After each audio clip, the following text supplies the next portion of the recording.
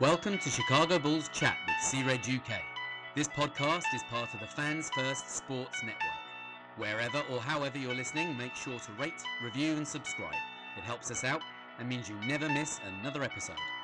If you're watching on YouTube, make sure to hit the thumbs up button and leave some comments for us to get back to. And for all the C-Red UK action, check out the Discord channel and across the socials. Now, over to your hosts, Matt Hearn and Neil Dunn.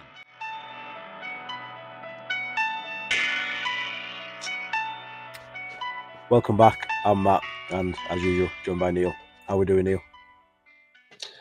Yeah, I'm okay. Not too bad. I'm interested to see how this conversation is going to go tonight, because normally we're in contact quite a lot in and around the games, but it's been a bit of kind of like real life getting in the way this week. So I'm not entirely sure what direction you're going to go, and I'm interested to see how this pans out. Yeah, we were set to record earlier in the week, but like you just said, real life's got in the way, and then I've got the dreaded man flu again. So apologies if I go croaky or Neil has to take over. I'm sure we'll pretty much know what I'm going to say anyway, even though, like you say, we have hardly spoke, to be fair. This is true. Which is a bit unusual for us, but I think we've kind of got through the hectic spell, ready for another hectic spell with Bulls games, because it's double back-to-backs upcoming, which we'll get into later on, give our predictions for. Obviously, we were both up last night watching Bulls as they lost to Bucks. Since the last episode that we did, obviously they played Knicks and they lost that. They won that. It's a bit of a trend in my head. They won that 124-123. Then lost to the Cavs 126-144 in the first cup game. They didn't even play Rockets as they lost 143-107. And then they beat Pistons 122-112. And then obviously last night, or this morning for us, lost to Bucks 122-106. Now, prediction-wise, you said we would split them games. And no, you didn't. Yeah, you did. You got the Knicks one right, Cavs one wrong, and then Rockets and Pistons wrong. Rockets right, Pistons wrong, and I went 1-3, so obviously I was wrong as well. I was wrong on the Knicks one. Obviously we didn't give a prediction for Bucks, but I'd have predicted a loss anyway on that one. So would I. So as always, we're not going to dive into the games too much because there's been a whole lot of bad and sprinkling of good. Yeah, just light dusting here and there. Yeah, and it's led to some pretty a lot of discussions around Bulls Nation regarding certain players. I mean, we've had some ourselves about them discussions that other people are having, and I think we'll sort of give our opinion on it as we go through this episode. But first of all, what's your take on, or what have you took out of them? Was it 5 games since the last episode? That I guess the main thing I've taken out of it is that you just never know what you're going to get from this team, which has been standard for quite some time now. What we used to use as Bulls logic, though, to win the games that you don't expect to win and to lose the games that you do expect to win, even that's gone out the window now. It's so erratic that you just don't know what you're going to get on any given night, and you don't know what you're going to get from any given player on any given night either. So I suppose the biggest thing I've taken from this season so far is it's the unpredictability factor. It's so difficult to judge and to know what we've got with this team. Like you say, there's smatterings of positive to take from the games, from certain players' games, but then you might see a player do really well in 1 or 2 games and then come out the next night and be absolute shit. So it's kind of, it's just a roller coaster ride of emotions. It really is. Yeah, I mean, it's like I've said before, even the wins, they're not. I don't think they've been anything to write home about. We've struggled to win. The Pistons one, I think we've pretty much dominated that game. We let them get close at one point, and then Zach took over in the fourth and sort of put the game to bed with a few threes.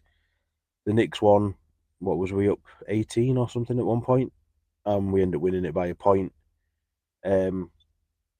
But then you could say on the flip side, in the losses, they've been semi-competitive. I mean, we get down big and claw it back like we did against Bucks. But obviously that's not sustainable because, as we saw against Bucks last night, you can come back from 18 points all you want, but it tires the players out. And then when these teams have got a player like Giannis that can just barge his way through and seemingly get away with what he wants, you know, it opens up the lead again. And you don't have an answer because it's too late in the game. But like you say, there is some. You can look at certain players and say, yeah, they had a good game, and then the next night it's like, oh, where were they? Yeah. And like I said, there's certain discussions going around at the minute within Bulls Nation, mainly centered around Josh Giddey. And it seems like Bulls Nation seem to have to have one player that they just target. It's been Vooch for the last 2-3 years. Now it seems to have shifted to Giddey, and I see it. You know, I like Josh Giddey, and I think there's something there. I've said that before, but I can see why people don't want him here because there is a lot of flaws to his game. You could probably see more flaws that are coming in his game, and I think the biggest thing is people don't want to sign him to a 30 million year contract. Right. And I can see why. However, these people that are arguing all of this with Josh Giddey and saying, you know, he's not this or he is this, he's that, blah blah blah. They're not. I don't think they're presenting two sides to an argument. It's just all that's our narrative. I don't like him. Get him off the team. So all they ever focus on is the negatives. Like last night, not taking the charge on Giannis. Now, he wasn't the only player that didn't take a charge on Giannis, and I guess rightly so. You know, because as we were saying in the live thread last night, what's the point? And I mean, Stacey King was banging on about it on the broadcast. I know a lot of people had Doris Burke on theirs with it being an ESPN game, but Stacey King was getting very sort of animated about players not taking charges on Giannis. And it's like, why? Because he's going to draw the foul. Regardless of whether it's a charge, a block, whatever, it's going to go to Giannis 9 times out of 10. So why do you want to get run over by a steam train? Yeah, I get that. But I also see that you say 9 times out of 10. So there's that one time, and that's why you take it, in case you get that one time where the ref actually puts his whistle in his mouth or her mouth and blows on it. I get that. I mean, Kobe was taking him last season, wasn't he? And then all of a sudden stopped after getting run over by Giannis because he bruised his ribs. Yeah, this hurts. What's the point? Because he's going to the free throw line 77 times this game. So, you know, and only hit 50 of them because it takes that long to can take them in the first place. But yeah, obviously going back to Giddey, you know, people highlighting his faults, but not providing the other side of the argument. And they don't seem to look at other players who, you know, Bulls' defense is shocking. We knew it was going to be. Yeah. But there's 5 players on the court, not just Josh Giddey. Now, Giddey can be quite an effective defender at times, especially on the help defense. It's just that Ole defense that he's got where it's like, yeah, I'm not going to bother. Yeah. And at the end of the day, all this started after that Cavs game where he got into early foul trouble. They pinpointed him, and that was game 13 of the season. And it's like, up until that point, I think he wasn't fantastic, but he was having an all right start to the season. He had one bad game, and that's it. Everyone's just jumped on him, and it seems to have really knocked his confidence. And he's a confidence player as well. If his confidence isn't there, his game deteriorates. And you can see that. And he's even openly admitted that in interviews in the past, and spoke about it when he was playing for Australia there during the Olympics. He said that, his confidence had really been knocked at the end of the season in OKC, and he was using that platform as a way of trying to build his confidence back up. And I think he kind of came into the Bulls with that confidence that he was back, and within himself, he was kind of feeling good about himself as a player. And unfortunately, you can already see it just in the last maybe week or two that his confidence has taken a hit again. He's even spoken about it with the beat writers and said to them, my confidence is down at the moment. And he seems to really internalize and beat himself up when he's not performing to the level at which he expects from himself and he knows others expect from him. And it's a vicious circle then, isn't it? Because if you are a confidence player and you start beating yourself up about it, you're going to play worse. You're not going to play better. And it's kind of one of these cycles. It's how does he get up out of that? How is he going to pull himself out of that rut if he's in it because of how he's feeling and he's feeling that way because of how he's playing? How does he ever get out of it? Yeah. And I think with Giddey as well, a lot of it is lineup dependent. It's who he's out there with. And I'm not saying he should be coming off the bench because they've made this move for him to be starting point guard. And his facilitating is right up there as one of the best in the league, in my opinion. This whole thing about does he start games? He's not closing games. Yeah, it's not a good look for somebody who's supposed to be, potential $30 million a year player, all that sort of stuff. But as we said, he's not the only one who's underperforming from time to time. No. And the one player who it's like start him over Giddey. I know he's obviously closing the games over Giddey is Ayo Dosunmu. And Ayo seems to have, I don't think he's taken a step back, but he's struggling at times. And I personally think that Giddey and Ayo would be better together than replacing each other. Because you get Ayo's potential defensive sort of skill set to cover for Giddey slightly. And, he's probably our best two-way player. And the way he can get out in transition, Giddey's going to find him. And obviously, as you've just put across the bottom, Ayo and Kobe slumping. Now, Kobe's a tricky one because he's like you said at the start, he's one of them players who's having a good game, and then it's like, well, where is he? Mm-hmm. And I think we spoke about this on the last one when we were giving out the bull of the game or arguing over the bull of the game. I think Kobe's pretty much having a season I kind of expected, where he's putting up the points because, he is a scorer, but the rest of his game seems to have regressed slightly. And I think maybe he's trying a bit too hard. Because the amount of times you see him getting up into the air and not know what he's doing. Yeah. I don't know a player, definitely on Bulls, who fouls a 3-point shooter more than Kobe.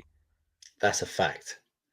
I don't know a player that, when he's closing out, flies past the man more than Kobe.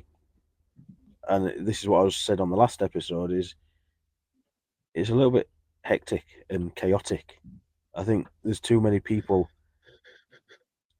trying to do too much. Giddey, Kobe, Zach, and I don't think them three can play together.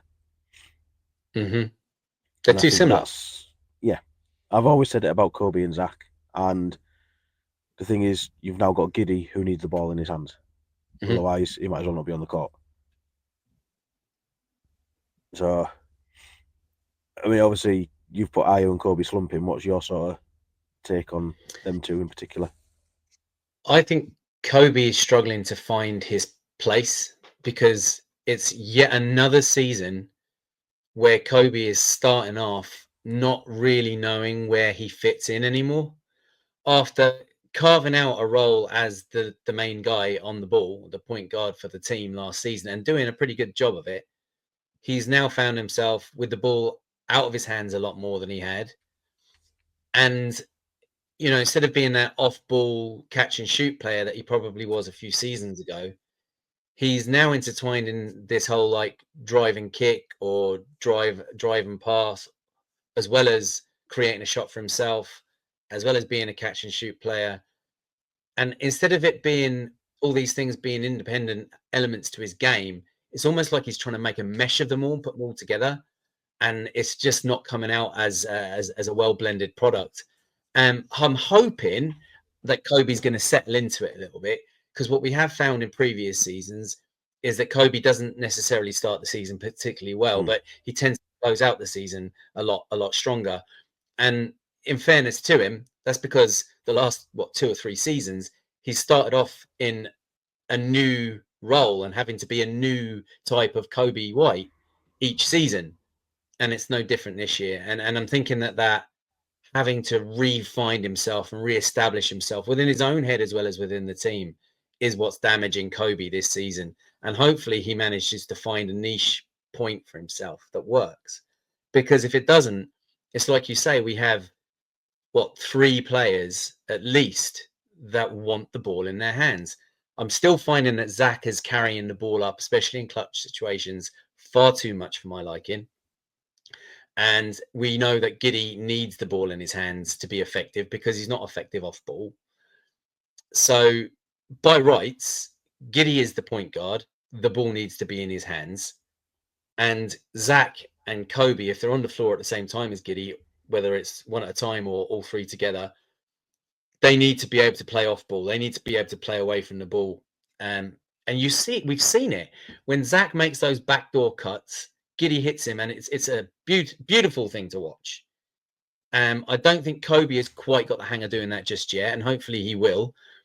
But Giddey's well able to drive in and somehow manages to contort himself and get the ball back out again to whoever is standing around, either to somebody for a hockey pass to find a wide open man, or straight out to them for a shot. And at the moment, it's just not clicking. It's just not gelling together. I don't think Kobe quite understands Giddey's game yet, and that's affecting it when they play together. Yeah. I mean, the thing with Kobe and Zach is they're both in the top 3 in made threes for Bulls all time. Yeah.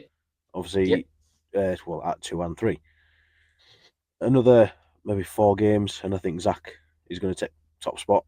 I think he's only something like 14, something like that behind Kirk now. Mm-hmm.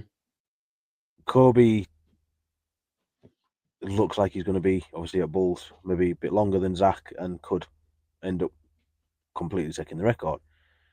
And I don't know if that's a bit of a problem, because like I said, for me, Kobe and Zach are too similar.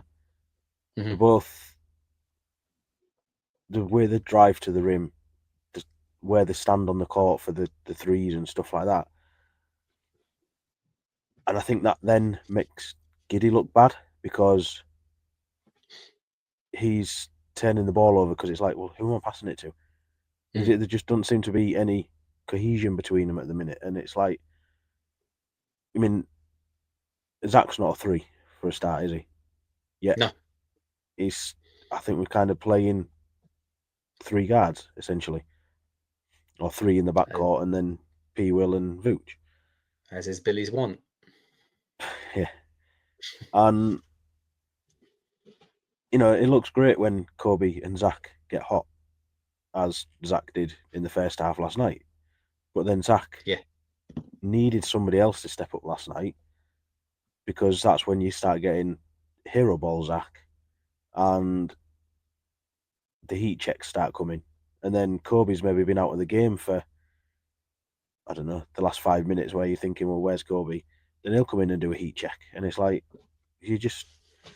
I mean, one thing so far this season, the amount of times that we've broke the franchise record in attempts, 3-point attempts, it's great. Love it. Yeah, I don't like that style of game, as my little thing is about there, if anyone's wondering. I can't stand the 3-point game, but it is the way the modern NBA is. We've been wanting to see Bulls put up more threes. But the thing is, putting up more threes, you need to hit them. And it's just... Obviously, that's a part of Ayo's game that seems to have regressed in particular, is his 3-point shot. And I think the thing with Bulls in general is, when the offense isn't quite clicking, they can't be bothered on defense. That seems to be how it is, because if they don't grab the board off the missed 3 or whatever, they don't seem to want to get back in transition either. And that's where I go back to what I said earlier, is it's not just Giddey that's on the floor. There's 4 other players out there that, all right, you've all got your man that you should be picking up, or your zone that you should be covering, however it is they're trying to defend. But why is it only Giddey that's getting pinpointed for poor defense when the whole team is pretty poor? Mm-hmm. There's players putting in the effort, like Zach. Kobe can put in defensive effort from time to time, but he's not the best defender. Ayo seems to have 1 good game and then 2 bad games. Yeah. And obviously now we've just lost probably our best defender in the starting lineup in P. Will. So yep, it's not going to be... I don't think it's going to be pretty over the next few games. No. For however long P. Will's out anyway. Well, yeah, that's exactly it. And, for all the criticism that P. Will comes under, and for all the digs that he may have gotten even on this podcast, he is still, like you say, up there as our primary defensive stopper. Now, it's the assignments that he gets are always the hardest assignments. And, if we were playing Bucks last night with P. Will, we know full well P. Will would have been the man that was trying to stop Giannis. And as we saw, without P. Will there to slow him down some bit, because you can't stop Giannis, the only way to slow him down some bit is to put someone who's a decent defender on him, like P. Will. And when he wasn't there last night, Giannis could just pretty much do whatever he wanted. I mean, how many times was he just literally standing in the paint and just jumped up for a finger roll? Absolutely uncontested. It was ridiculous how many times he did it last night. Then that's partly testament to how good a player Giannis is. It's also the fact that he is aided and abetted by some questionable officiating. But superstar calls. Superstar calls, exactly. But if you don't have someone to try and slow him down, and you're not getting the benefit of the doubt from the officials, then how are you expected to win ball games? You're not. You're just letting somebody who's capable of scoring 40, 50 points on any given night do whatever the hell he pleases. And that's what we were handed last night. Giannis just did whatever he wanted. And so defensively, we're terrible. It's that simple. I mean, obviously last night, in the absence of P. Will, Torrey Craig got the start. Who's and he played really well. Yeah, he got our ball of the game. Yeah, well, our choice anyway. And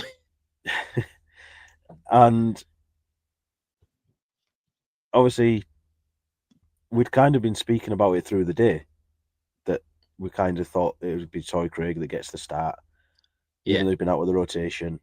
But obviously, Bulls Nation wanted to see Matas get the start.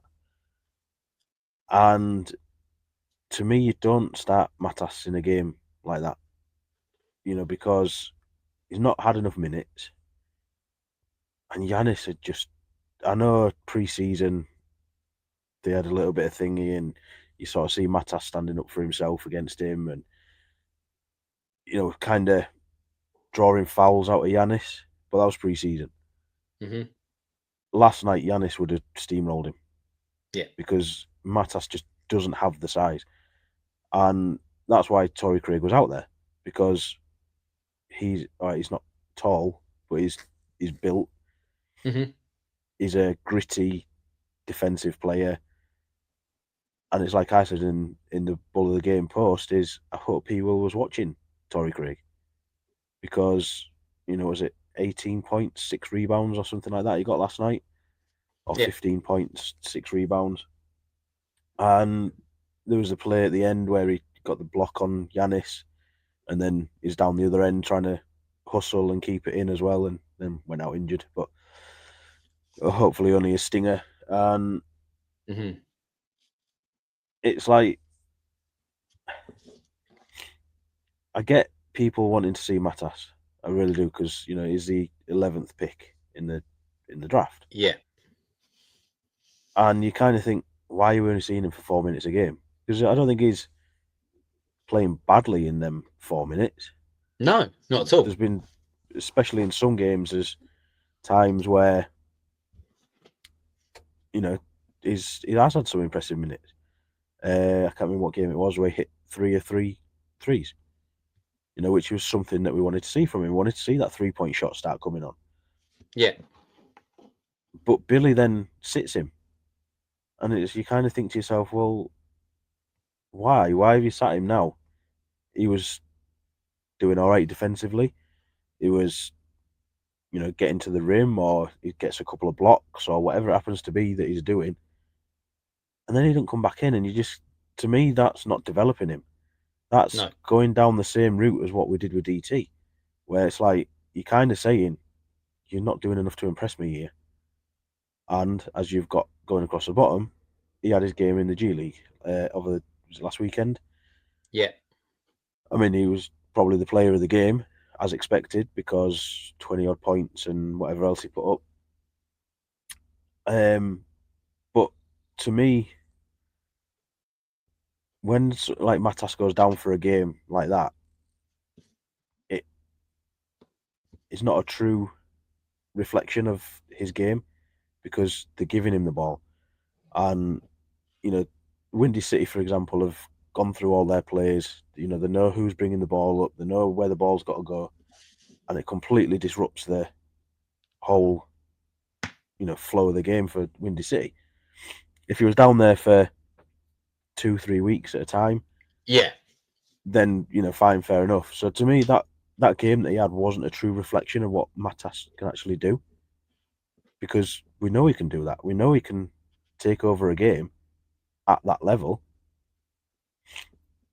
But then, I mean, was it just before the Rockets game, wasn't it? He went down. Was it the Rockets or the Pistons? I think it was before the Rockets game, wasn't it? Yeah, because then he come in and he got more minutes in the Rockets game, didn't he? And that's where he looked impressive until, Bulls just didn't. Yeah, it was the Cleveland game where he got the three 3-pointers. He shot 100% from 3 of 3. And yeah, it's just, I don't know. I've said all along, I don't think Matas is quite ready, but I know you maybe have a slightly different take on it. Yeah, it's not drastically different. It's just a sort of like a parallel path. I certainly don't think that he's ready to start him at the 4 against someone like Giannis. He's just going to be eaten alive. But I also think that 4 minutes is useless to him. Especially if the vast majority of those minutes are garbage time minutes. He's not getting enough from it. And these are mistakes I think we've made with rookies in the past, or sophomore players, or that are trying to learn their way and find their feet in the NBA, and they're not being given those opportunities enough. And we've spoken about this before with the season that we have this year. And let's be realistic about it. This season isn't a season of contention, right? We're not contenders. So with the season that we're looking at now, this is the prime opportunity to give Mattis some decent minutes to learn. Okay, he's going to go out there. He is going to make mistakes, and he's going to make a ton of them. But what you can't do, and it's what, and I don't criticize Billy a lot compared to some other people. Some people really go down hard on Billy. I don't think he's the greatest coach, but I don't think he's the worst coach either. But the one thing I do criticize him for, and we often talk about this in our live thread and talk about it privately as well. A player comes in, okay, you've given us 3 or 4 good minutes. Billy's plan was to play him for those 3 or 4 minutes. If that player has gone in and played really, really well for 3 or 4 minutes, Billy's benching him because that was the plan. But what happens if they've gone in and they've played 3 or 4 minutes and they're impacting the game in a positive way? Change the plan. Leave them in there for another couple of minutes and see how they get on. And another couple of minutes if needs be, if they're still impacting the game in a positive way. And one of the other things I really hate that Billy does is he puts a player in and they might go out there and play terrible for 2 or 3 minutes. And he'll yank them straight away and take a seat. And, what's that teaching young guys? That's teaching them to be afraid. To be afraid to try things, to be afraid to learn, to be afraid to go out there and make a mistake. Because if they go out there and they make a mistake, they're going to be benched and they're not going to see any more floor time for the rest of the game. And I don't like the way he does that because I think that instills a really, really poor dynamic around the team and teaches the young guys to not take risks, to not try and develop their game. And it's counterproductive. Yeah. And I mean, there's 2 players that we're going to talk about later on. Yeah. To finish on a bit of a positive. So the next question then is kind of a bit of a double question. Right. Zach and Vooch are, without doubt, the 2 standout players so far this season. Our top 3 rankings on Discord has got them 2, number 1 and 2. Vooch been top. Now, question on them 2 is, are they good for the team or bad for the team? And the next question is winning good or is winning bad? Is losing good? Is losing bad? So, like I say, double question, but off you go. No, and it's absolutely, it's the title of this episode. In fact, is losing winning or is winning losing? And when you pair it back, it definitely comes down to the performances of players like Vooch and Zach, who are enabling this team to win and to pull out the few wins or be more competitive in the losses even than maybe we had anticipated this season. Vooch is absolutely having a standout season compared to what we've seen of him since he joined the Bulls even. We expected to be getting this all-star center coming in from Orlando and a 3-point threat, I suppose, compared to most centers around the league. And we just didn't really see that. I mean, we saw shades of it, but we didn't really see that from Vooch. But this season, that's exactly what we're getting. I mean, he's mobile in the paint. I mean, I've never seen him do so many Dirk Nowitzki lean back shoot. Oh, geez, I can't talk. Leaning back shots. I've never seen him do so many Hakeem the Dream shuffles in and around losing players. I mean, it's remarkable to think that at 34 years of age that he's suddenly kind of brought this back into his game after 2 or 3 years of it being redundant. And like, I was totally thinking Vooch was done. He was on his decline. This was the start of the end of Vooch. But this year he's proven people wrong big time, myself included. And he's come back in and he looks like the Vooch we thought we were going to get at the very beginning from Orlando. Now, that makes him harder to let go of, but it also makes him easier to get rid of. And with a better kind of contract that will be easier to move, with what he got a year after this year on the contract, I think it is. Is it 20 million? Yeah, it's going to be a contract that could be moved. So I do think that Vooch is a piece that we can use to bring some more youth and fill the gaps where we need them filled in this team. However, the 5 position is something that we don't exactly have a lot of. And letting go of Vooch means you can't let go of Vooch and bring in a wing, really. You need to bring in somebody else that's able to fill the gap at the 5. Not sure how that's really going to work. So I would think of the 2, Vooch is probably the least likely to go, even though he would be the easiest piece to move. As for Zach, we all know that Zach was 1 foot out the door for the last, year and a half. But there were no doors open for him to go through, right? Well, Zach has come back and proved, I think, anyway, has proved himself. He's proven to be the force and the elite scorer that we've always known him to be. Never said he was anything but. Even when I've been down on Zach, I will always say he's an elite scorer. However, I don't think he's that guy, even though he was the other night in one of the games. I can't remember which game it was, but he turned it on, went insane in the fourth quarter, scoring 3s. He's not normally that guy in the fourth. He's normally the guy that dribbles it off his foot. So I was impressed with that. Well done, Zach. But I still think we need to move Zach. Now, I do think he's increased his trade value around the league, and I hope he continues to do so. I don't see him being moved this side of Christmas. I don't really see him being moved too much away from the trade deadline. I think it's going to be a lot closer to February, if not right up to the trade deadline, before we find a move for Zach.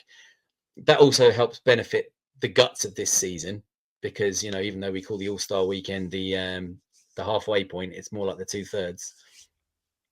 So I do think Zach needs to be moved, and I do think Zach still will be moved. Because at the minute, the 2 of them are playing so well that even though this team is playing poorly, they're facilitating some winning. And that's where the whole, should we be happy or not happy about it comes from, because I don't like to lose. I don't like to see my team lose.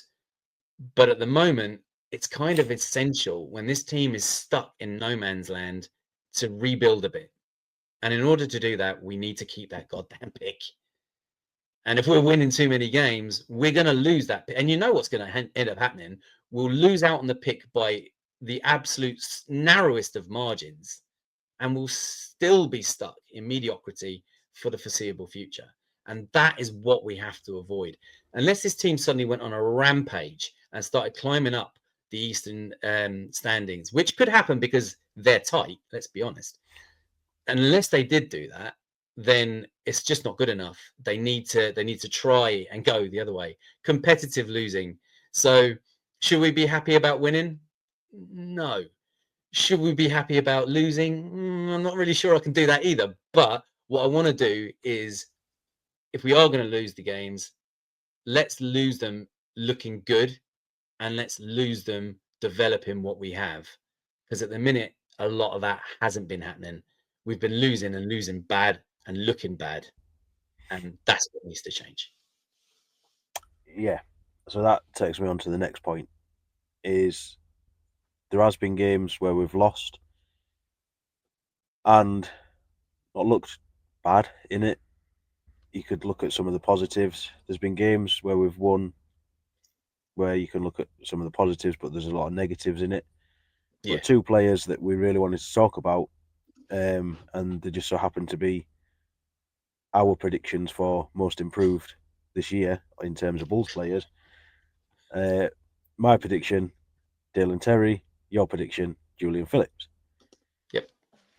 Now, I'm not saying the starter level because they're not, but they're both carving out a role for themselves. And it starts with the defense, I think, because they're both scrappy. They're both quite, I don't want to say high IQ.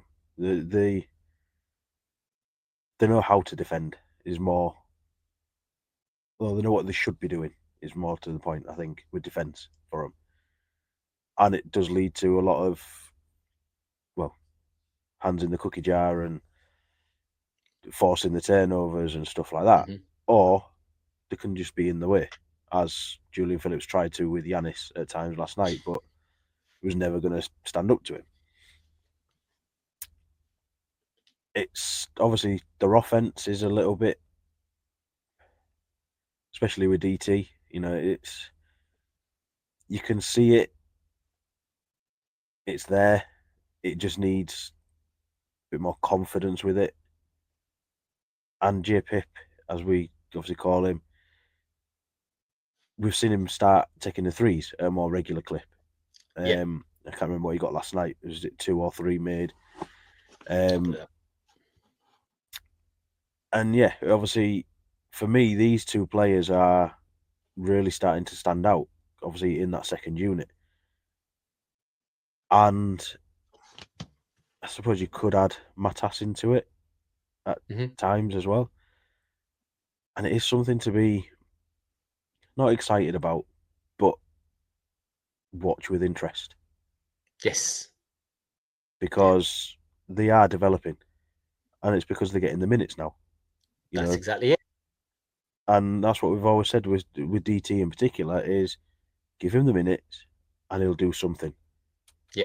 Might not be what you expect him to do. Might not be what you want him to do. But he will do something that impacts the game. Right. Like against Pistons the other night. Stewart. Taking on, Isaiah Stewart. You don't want him to do it because you think that's a big guy that you're trying to take on. You don't expect him to do it, but you love to see it. Oh, yeah. Oh, for sure. Because we've said for time and time again, there's nobody on this team like that. That's got that little bit of edge to them, that's willing to play scrappy, willing to take on all comers, basically. I remember last year we spoke about him when we played Lakers, completely, in a way, disrespecting LeBron. He wasn't scared of the fact that he was marking LeBron. He was in LeBron's jersey. Obviously, LeBron's talent ends up getting the bucket, but he wasn't making it easy for him.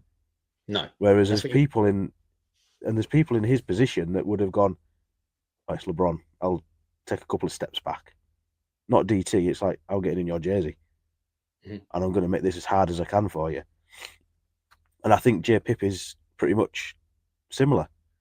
He doesn't seem to respect the reputation of players.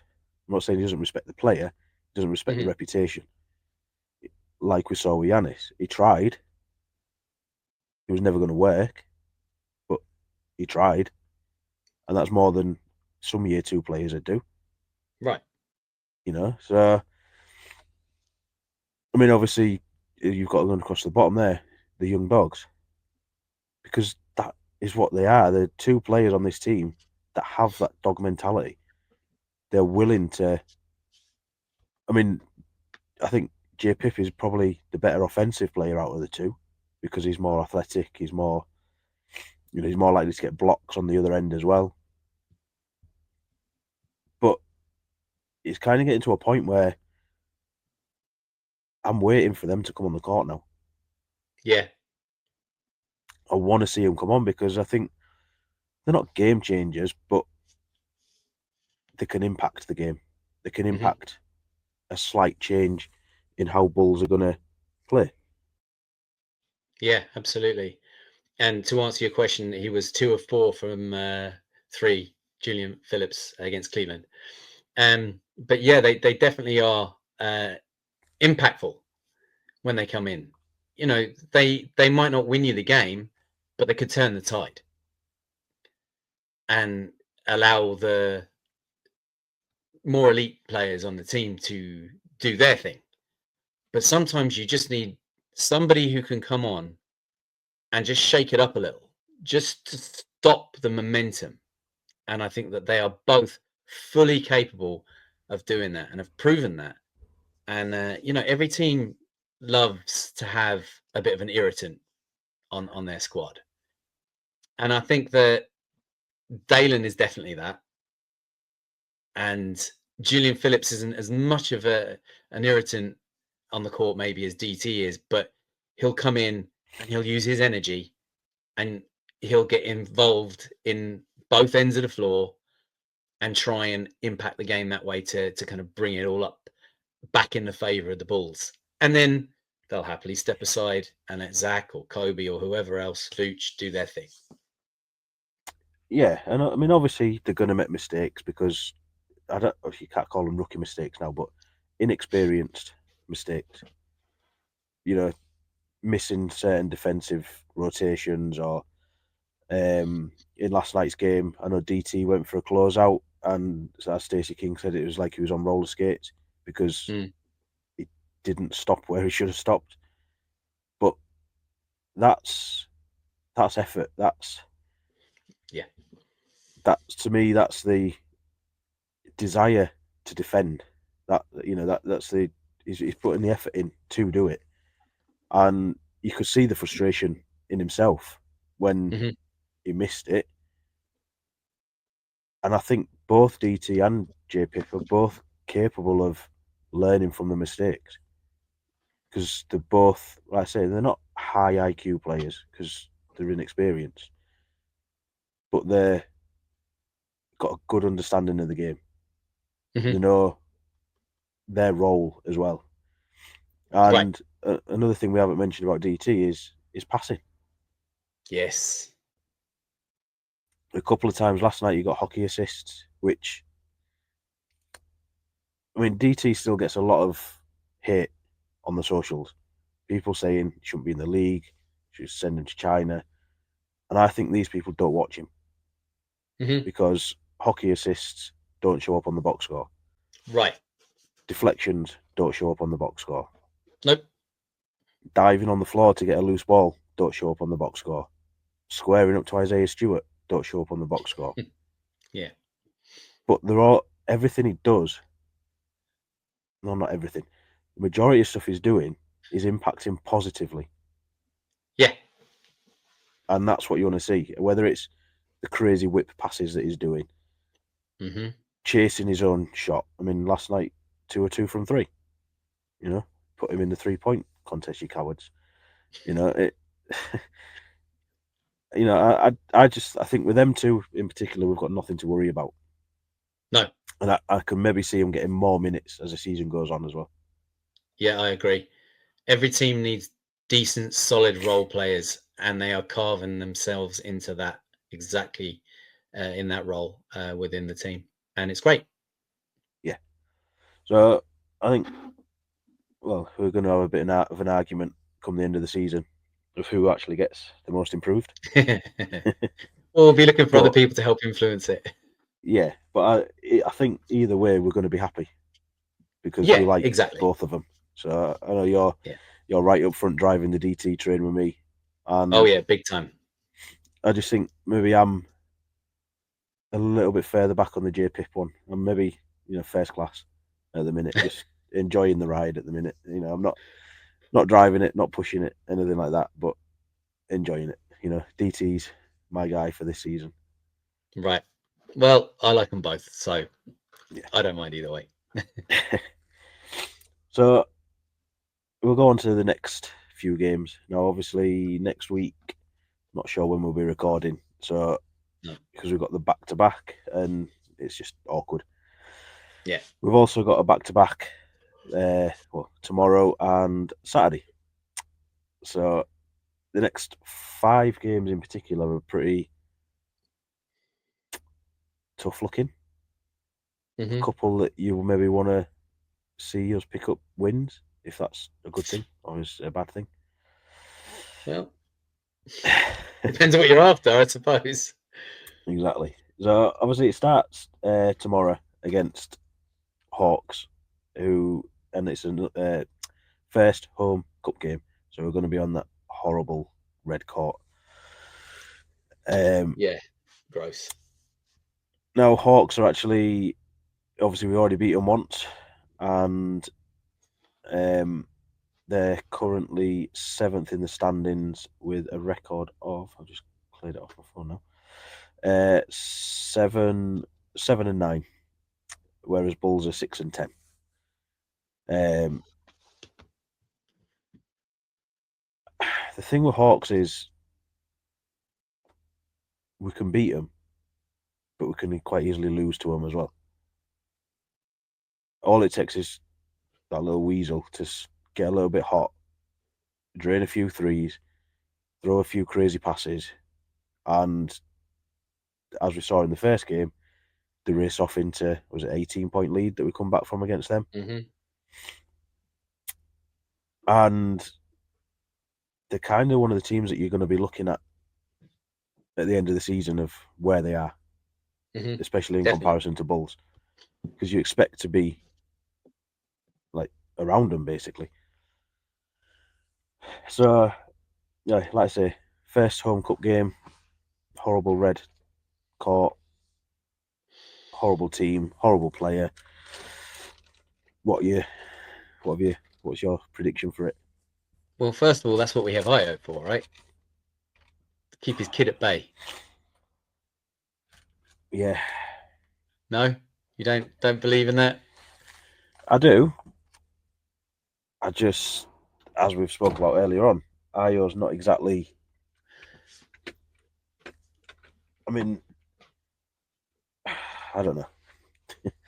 Yeah, no, I, like we've said, Io hasn't been having the best season, but I still think that he's able to lock up Trey, whether he's having a good shooting night or not.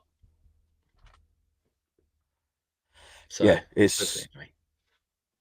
I guess the thing is, Io does lock him up in pretty much every game we play against him.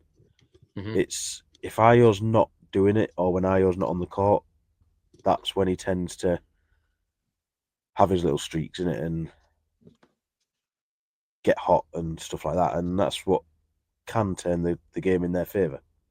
But that's on Billy to read that, and when Trey is rested, that's his time to rest Io, and when Trey is on the floor, put Io out there, unless of course it's not going our way, having Io guarding him or whatever.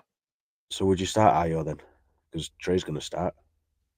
No, you don't necessarily have to start him, but you can bring him on after 2 minutes. I mean, how much damage could he do in 2 or 3 minutes? You can always bring Io off the bench after 2 or 3 minutes. Against this Bulls team, quite a lot. Well, yeah, I suppose. But look, especially with Giddey's defence. But that's where it comes down to Billy reading the game, Billy making decisions rather than having a written plan.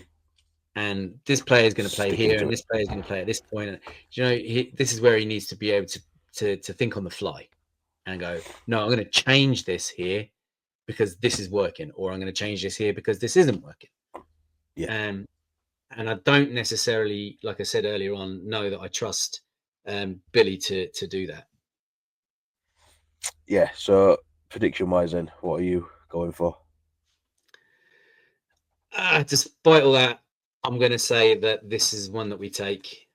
I think we kind of have Atlanta's number for the most part, so I'm going to believe that we'll have it again. See, I've gone with an L for it. Right. I don't know. I think they're I don't want to say a better team than us, but they know the roles better than us because they're more established. Yeah. And I think they'll want a bit of revenge for the last game. They'll know that we're not going to give up. And didn't they come in on the second of a back-to-back? Yes. Yeah. So they were obviously tired and stuff like that. And like I say, in that game, they did get off to an 18-point lead, which if they do that again, they're not going to tire as quick. So true. And then obviously second of the back-to-back is Grizzlies on Saturday. Obviously both games at the UC. The game against Grizzlies is going to be the first game in the City Edition jerseys. Obviously, both games are expecting to be missing P. Will. And yeah, Grizzlies, I think they're expecting to, obviously Morant's out at the minute again, which we missed him last time. Yeah, it was off the last time as well. I think I've heard that Zach Edey's going to be missing as well. Okay. I don't know how true that is. I haven't looked at the injury reports because obviously there's another game in before that. But Grizzlies are obviously in a tougher division, tougher conference even, And despite their injuries, they currently are 9-7, sitting ninth in the West. Which, like I say, 9-7 and 9th is just crazy, especially when you look at the fact that 9th seed in the East is the Bucks, who are 6-9. Yep. So it's not going to be an easy game. I think players like Scottie Pippen Jr. will go off again. You know, they've got Jaren Jackson Jr. that can cause Vooch and that problems.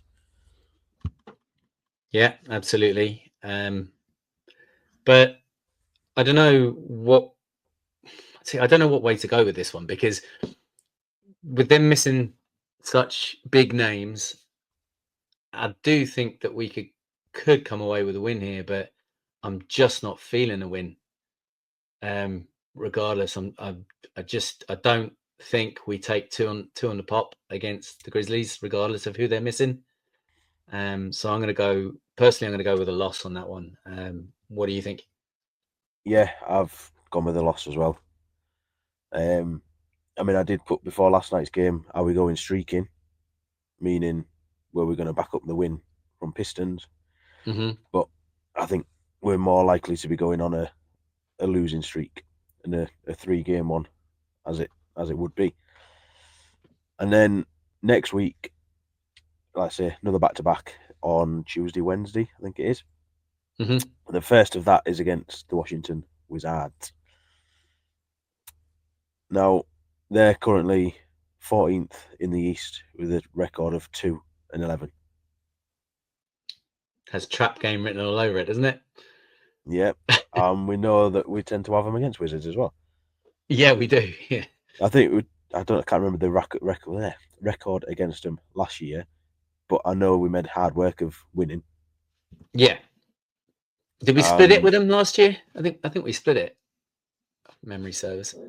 I can't remember, but I remember there being a game where we essentially played their G League team and we struggled. Yes, that's and right. that was with DeMar, Caruso. Yeah. You know, and I mean, it's in Washington as well. I'm going to go for a win. Oh, yeah. Okay. Yeah. I'm not. All right. I say trap game, and I'm going to go for a loss. Well, I pretty much know where you're going to go with the next game then. Second of the back-to-back, the trip down to Orlando to face the Magic. Yeah. Another team that we beat at the start of the season.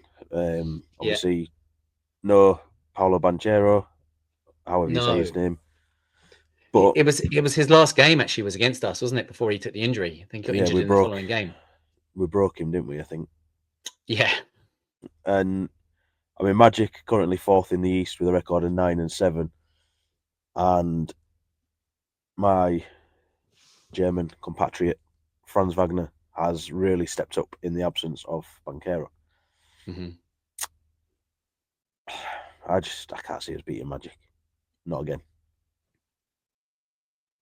Yeah, I second that. I second that completely. Yeah. Especially on the second of a back-to-back. Exactly. Be exhausted as it is. And I just, like, I'm afraid to say this because, you know, I know how much abuse I got for the last time I said something along these lines, but I quite highly rate this Magic team. And and I know that to watch him last year. See, I knew it was coming. But I highly rate Paolo, and obviously with him out, it is, you know, a big loss to the Magic. But with the way Franz Wagner can turn it on, and Suggs is a Bulls killer as well, and it's just, yeah, I just think we take another L, to be honest. Yeah, I mean, after that, we're back at the UC to face Celtics, so that's a nice, easy game. Oh, wonderful. Yeah, that'll go well. I mean, I imagine we'll have spoke again before that, so we won't give a prediction for that one, but I know which way it's going to go. I'm just quickly looking now at the schedule, and one thing that's been pointed out is Bulls are getting no time to practice. Right. Because it's like either a back-to-back, a day off, fly somewhere. They're not having a lot of time in Chicago. They're not having a lot of time in between games. And Grizzlies played last night. I think they lost. I've just had it up. I've lost it again now. No, they beat Sixers 117-111. Obviously, Bulls played last night. Grizzlies have 2 days off before coming into Chicago. Bulls have a day off before going back to Chicago to face Hawks. So again, not a lot of time to get any practice in. Yeah. You're at home, but you also kind of need to rest, especially ahead of a back-to-back.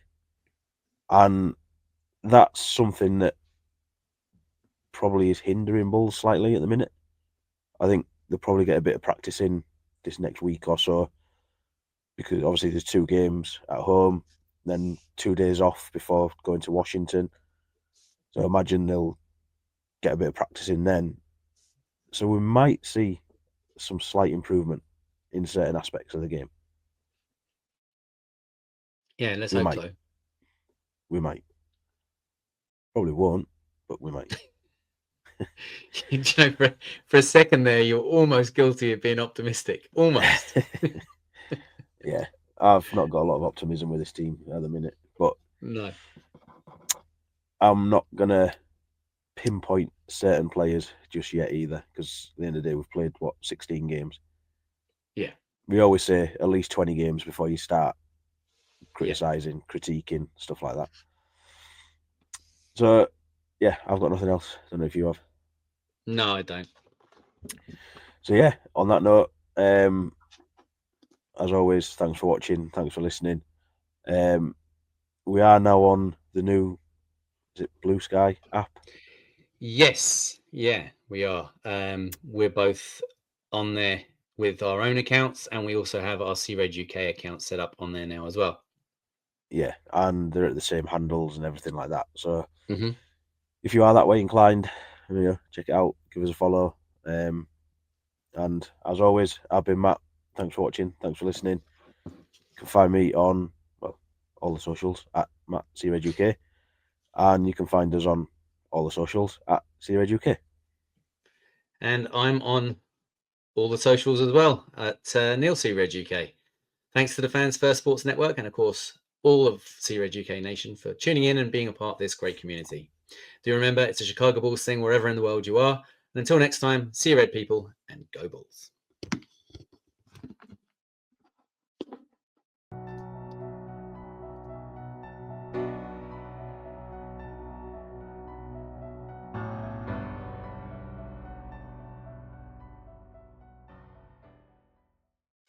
Help support the podcast and the brand at C-Red UK by heading to our merch site, where you'll find a variety of designs on things like mugs, t-shirts and hoodies, including our Bulls Ellis and Flop of the Throw, with plenty more designs still to come. Link is in the description.